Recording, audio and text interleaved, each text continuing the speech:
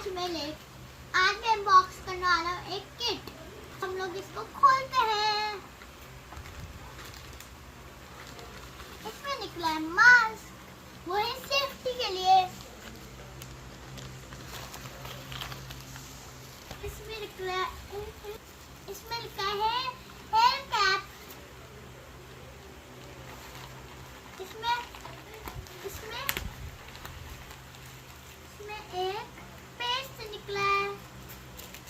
इसमें एक nail kit निकला है। इसमें एक हैंड वॉश का साबुन निकला है।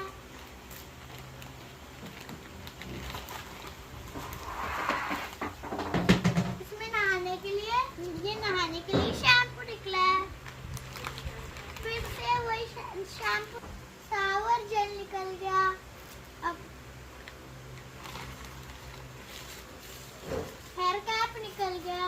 फिर से आपको ये कैसा लगा किट? ये हम लोग इसको बाहर से कैरी कर सकते हैं। ये था सेफ्टी किट। अब वीडियो को लाइक कर देना, चैनल को सब्सक्राइब कर देना और बाय बाय, और कमेंट करना भूलना मत।